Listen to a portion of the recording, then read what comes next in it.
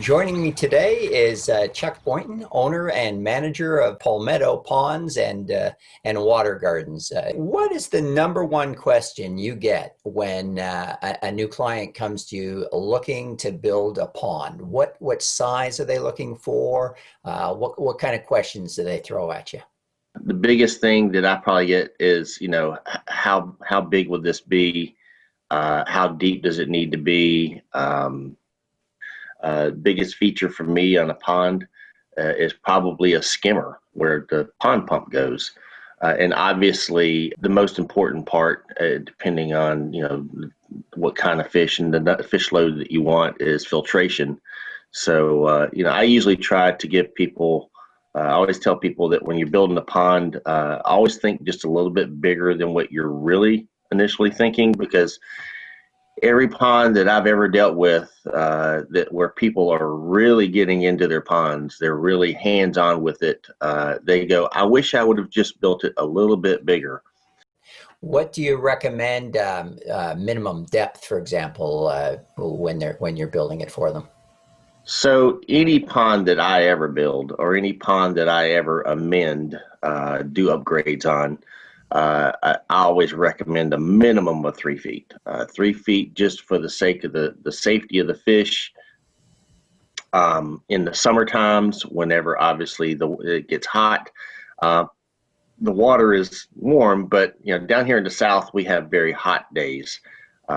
Days are water temperatures are getting up, and the air temperatures anywhere between 95 and probably 105.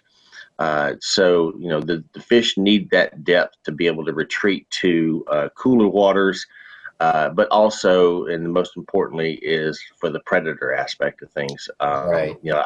I like to create what I call fish caves, or just little platforms, tables in the middle of the water that they can retreat to on hot sunny days if it's in direct sun. And obviously, with predators being around as well, they have a place to retreat to that they can call a safe place. Right, right, sure, it makes sense. What fish typically do you find new owners thinking of putting in, and what do you recommend? Everybody gets excited about koi. I mean, if you know anything or anything or something about koi, that's really the biggest attractant to water gardens. Now I have run across a couple of people that were interested solely just in water gardens, Right. just for plants. But they had that body of water. They're inclined to put a fish or two in there, and it's like, well, we'll just try out a koi, and then you start to realize that koi are just so. To me, koi is my favorite fish, so that's what it's all about. It doesn't matter if you got a tub or a 5 gallon bucket or the most extravagant pond out there. It's all about the koi to me. They're addictive, aren't they? Once they get They going with are. the koi, yeah. They are indeed. You'd mentioned the goldfish too. How do you find they mix? Would you ever suggest, or if people want to mix koi with goldfish, is that all right? Oh yeah, absolutely. It's very common. It's even been known, from what I understand, that during spawning season, koi and goldfish can actually a male koi can fertilize a goldfish egg. So not that you get a big variance in the type of fish that you end up with, but koi fish have very bad husbandry uh, habits where when a fish spawns, they'll turn right around and eat the eggs. So if you want to raise fish from spawning, you need to be able to have the ability to pull those fish aside, or have lots of plants on the side for the little ones to survive until they get to about 2 inches. So Sure, makes sense, right? Just back up again, just back when you started talking about the pond designs, you mentioned skimmers. What type of filtration do you recommend? Are these skimmers on the top? Do they take from the bottom? How exactly do those work? Well, and you're hitting on two different topics for me. The skimmer is basically similar to a swimming pool skimmer. It's a place where the pump is housed, or the intake of the water for the waterfalls or filtration system. The skimmer is a place that creates surface tension on the water so that when a leaf, or down here we have a lot of pine trees, a pine needle or a pine cone. When that item hits the water, ideally a skimmer will pull that item to the skimmer, which has a basket, and the item will get caught in that basket, and you'll come out on a daily basis. And this is how I tell people that their maintenance is. It's 5 minutes a day.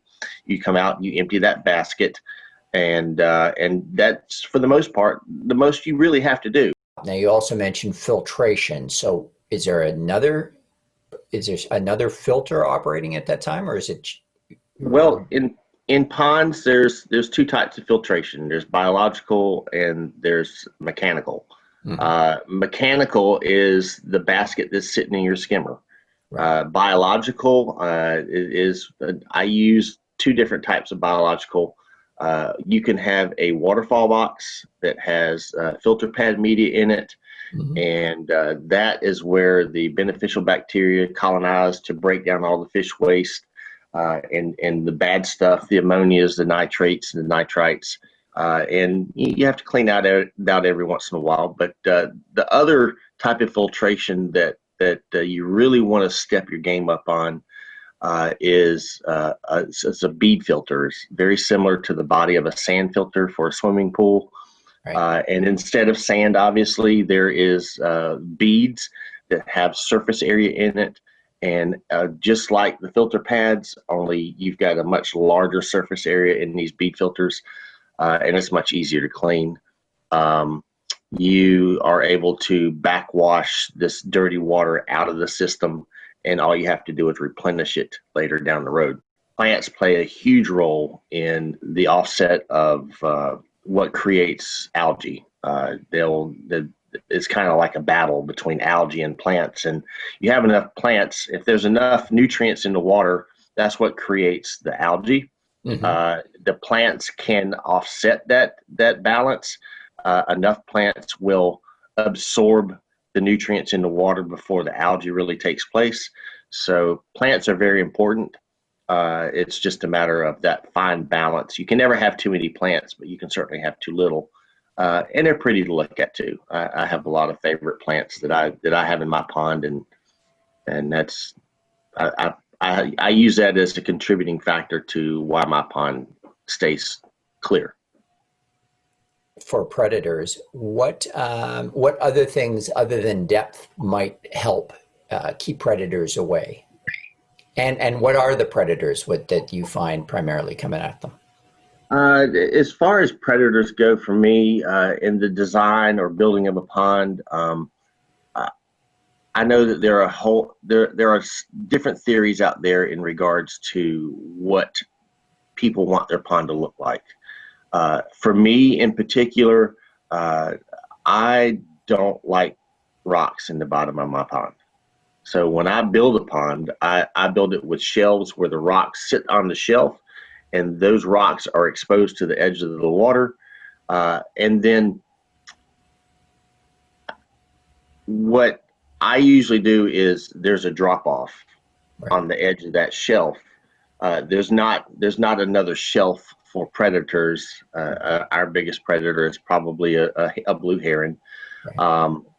I'll build a shelf. I will build that ledge deep enough that that predator is not going to want to wade into that water. The only thing that I really, other than that, put into play are placements for plants. So the plants, they're all at different levels. The biggest one that most people like to see are lilies, depending on their colors. You've got lots of other different types of plants, hundreds to put around your yard, your pond. I'm sorry, but that's the biggest thing as far as design goes. The shelf and that sheer drop off that predator is not going to want to wade into the pond. Now, there are more than just blue herons as predators. You've got owls, you've got hawks, you've got raccoons, which really aren't a big problem in my opinion, unless it's a very shallow pond. The biggest thing you can do to curb some of that as well is put a net over your pond. That will help at least in any factor, really. Blue heron, hawk and or owl, hawks and owls will swoop down and grab your fish and fly off with it. A blue heron will come out there and just tear you apart all day long until the bucket's empty, if they can do it. So that's probably, as far as predators go, that's how I would curb them. And also anything particular to the pond maintenance that they should be doing as we get into the cooler months? Well, pond maintenance never really changes to me. I mean, in fact, pond maintenance increases in the wintertime, more so than it is in the summertime. Summertime is where we really enjoy our ponds. We get the pretty flowers. We get to see our fish. They're very active. You go out there and feed them, and they surface to the top of the water, and they just go crazy, and you're just in awe of everything. But the winter times, the fish, call it hibernation. Their metabolism starts to slow down. They're laying on the bottom of the pond a little bit more often than not. And the most important thing that I try to pass on to the owners, the customers, is that, as their metabolism slows down, you need to start making sure that you feed them less. I have the rule of thumb, 60 and 60 down here. 60 degrees is where you start weaning them off your feeding habits that you've created over the summertime. You don't completely stop, but you start weaning them off. And when that water temperature, a lot of people misunderstand this.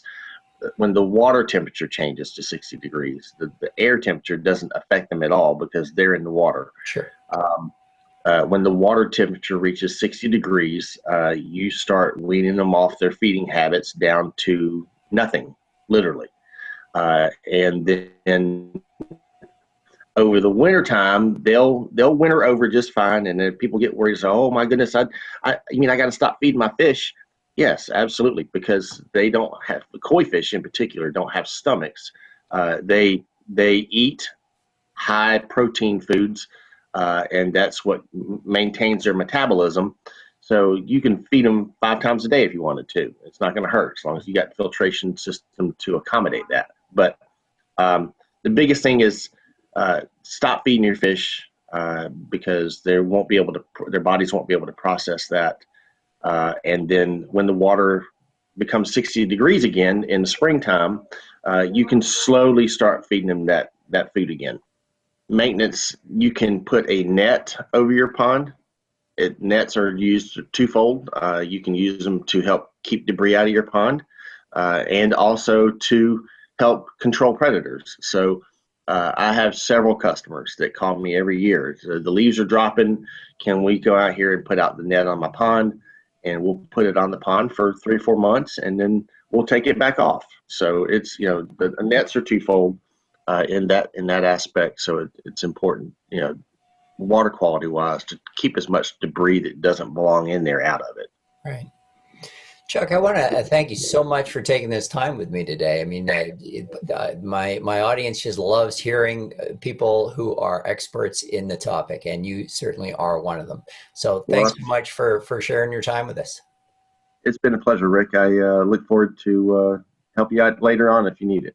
Oh, that'd be great. I look forward to that. I'll follow up with you again. I hope you enjoyed this video today, guys, and you found it helpful. Before you leave, please check out one of my other videos you see here on the screen. And don't forget to subscribe. I'm putting up new pond and koi videos all the time. And when you subscribe, you'll be notified right away. And a thumbs up, always appreciated. Thanks for watching, guys.